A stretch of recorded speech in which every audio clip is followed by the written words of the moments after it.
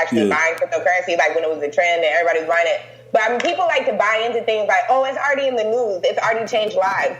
At this point, this is for like a trader's term. At this point, when it's already hit the news and everybody's, oh, boom, boom, boom, boom, boom, this is like a good time to probably go ahead and like maybe for a quick term, like buy, but also get out of there because it's not going to be worth anything anymore. Like people are going to definitely, like, you know what I mean? Like once it already became popular, it's like it's not worth what it was. Like, yeah, because like right now it's not as hot as if you was to do it years ago when it first started. That's when it was, because it was growing and everything was moving up. But now it's about to start moving down, and so everybody knows about it. Yeah, especially with all these billionaires trying to, get into it, because crypto was more like, for us, you know what I'm saying, like the middle class, like people that's, trying to get to the next level.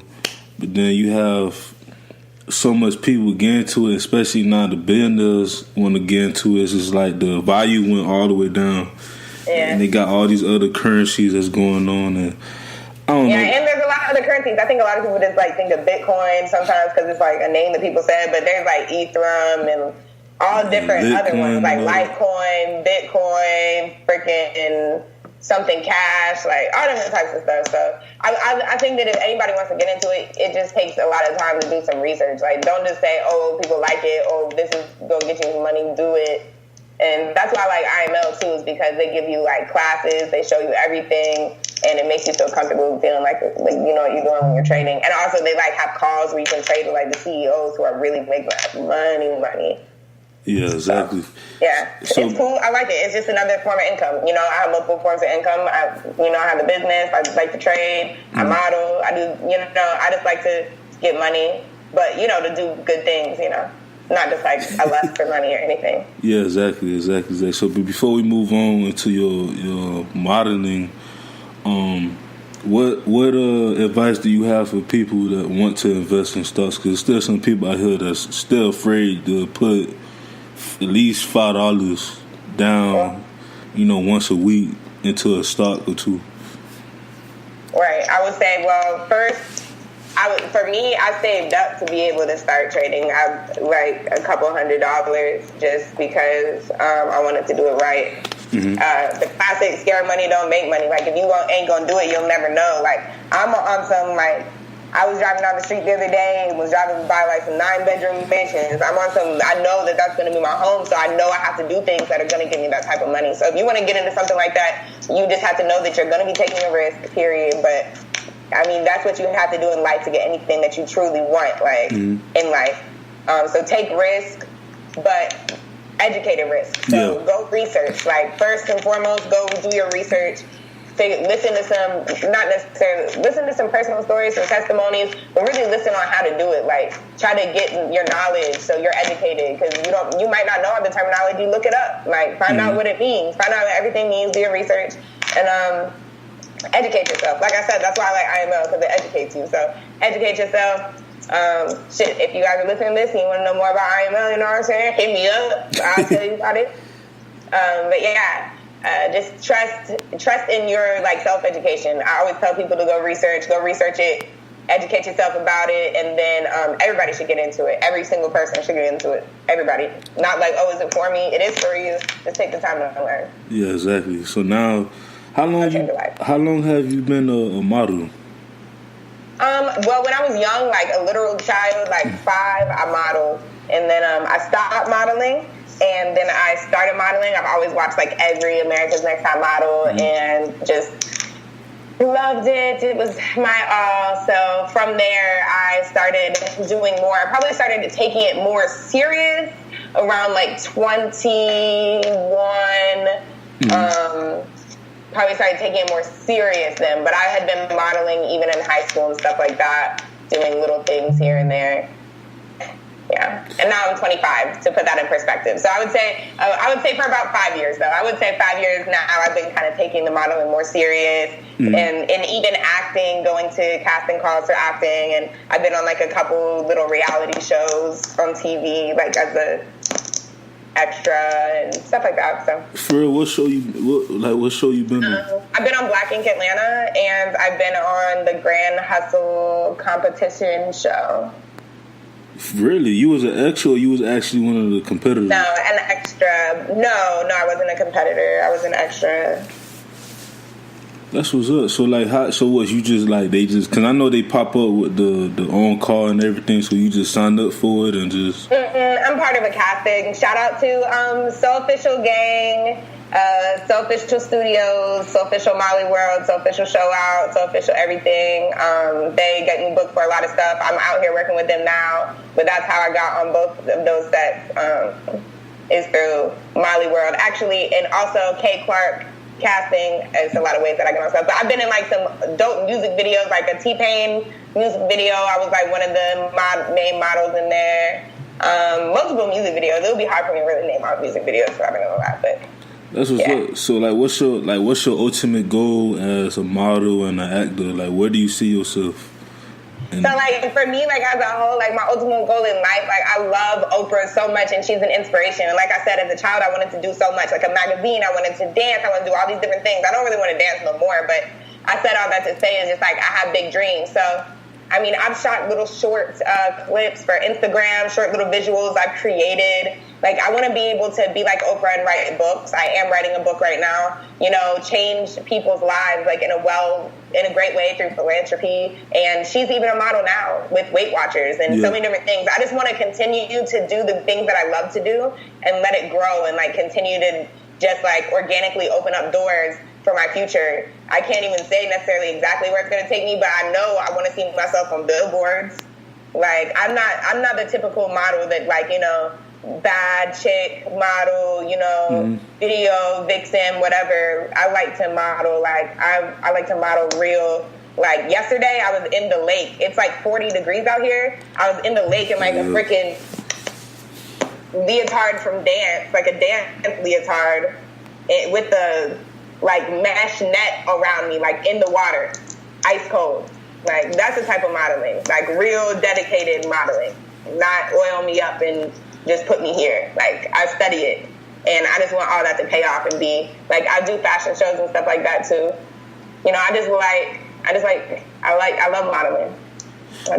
Do you ever see yourself, like, you know, doing, like, a signed by Victoria's Secret or, you know, the New York fashion show and stuff like that? Like, do you see? I don't know if I would be in Victoria's Secret because, you know, all their models are like real skinny as shit, and I'm not skinny. But why people always say that? Like, cause like I got into like trying to like manage models, and they always say that, and I was like, you know, nowadays a lot of companies are not even looking for like the skinny, you know, models. Nah, but you said specifically the Victoria's Secret.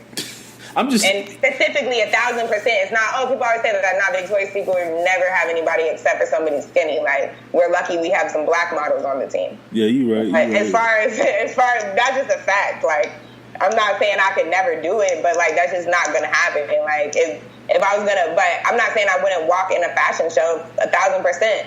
The freaking Cardi B sister just walked in a fashion show. Yeah. They have celebrities all the time walking in fashion shows. I would see myself doing something like that, and I could see myself being on CoverGirl. I would love to be on, like, a CoverGirl ad. That would be a dream. CoverGirl is, like, a makeup line. And, like, they're always partnered up with America's Next Top Model.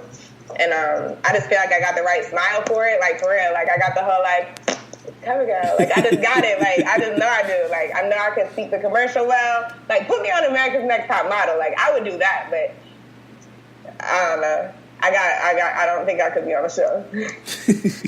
So before we recorded the podcast, you said you DJ, but not really DJ like that.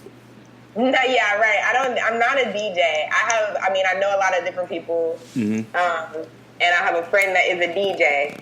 And I was just at his crib the other day, and he was just teaching me how. And I mean, I'm not saying I was DJing, but I caught on pretty quick as far as the basics. That was my first time having my hands on turntables. It was fun. When I get back to Charlotte, I know we'll link up and we'll practice some more and do some stuff. I mean, I love music. That's why on my website I review, you know, so much music. That's why I love to interview music artists, and I put my opinion out there about music. It's because I really do love, like, good music.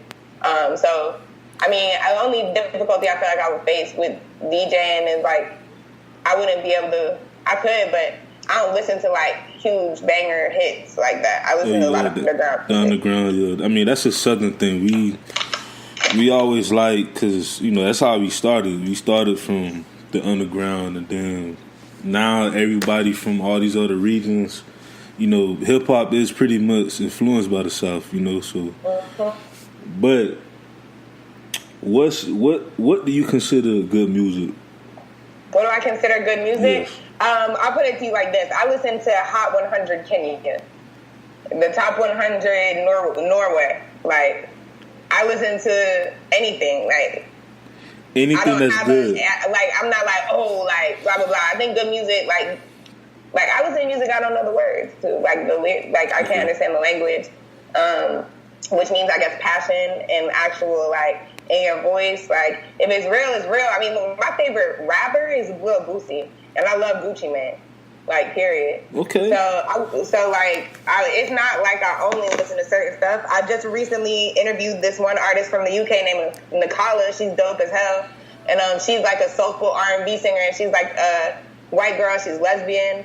And it's good. Like, so I don't really have like a thing like, oh, I think passion and actual, like, it doesn't always have to be good lyrics, but it does. Like, if it's like not making absolutely no sense, I'm probably not like gonna listen to it. Like, I don't like that Fifi song or Stupid.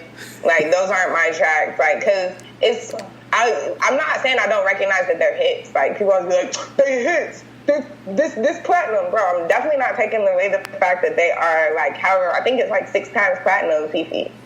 I might not be, but I'm pretty sure it's 6 times. And it's like, I'm not taking that away from the song. I'm just saying that is not my cup of tea, and I don't think that that's, like, the best music. I mean, the older generation, you know, they get it twisted that, you know, us, you know, I'm 26, so we all grew up in the generation where, you know, even though we from the South, we grew up around the time where, you know, you could hear Jay-Z on the radio, but at the same time, you could listen to Snoop and Dre and listen to, like, you know, the Trick Daddies of the world and stuff, and the Eminems and stuff like that. And, like, you know, for us, like, especially for me as a DJ, I grew up on the beat got to be real good, and the lyrics got to go with the beat. Right. That's kind of where I'm at with it. And like you know, these artists now, you know, it's some artists out here they're young and they're very talented, you know, and they very lyrical. Like, one of them that's one of my favorites, Logic. Logic, he's one of my favorite, like, artists in this generation. And you know, when it comes to mumble rap, it's like, when you go back to like 05, 06, when the people was talking down about Gucci Mane, I like Gucci Mane was actually lyrical. If you go back to, listen, he really was. People sleep on Gucci. Thank you. Yeah, say it again, man. Because it's like because one day I had to listen. I like, let me listen to Gucci Mane, because maybe I'm tripping. I heard Gucci Mane, you know, he came out a whole bunch of mixtapes and albums.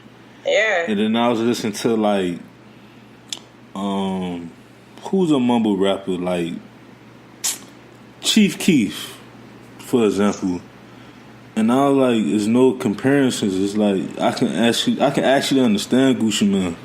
You know what I'm saying? Right, like, but not even just understand him. He be saying some real shit, and that's the same problem I have with people who like, they'll be like, Lil Boosie, your favorite rapper? Man, I don't care what he's really saying, and that's really where my point is. Like, good music, like Lil Boosie saying some real shit like all the time. He got some shit that could low-key bring some tears in my eyes, like.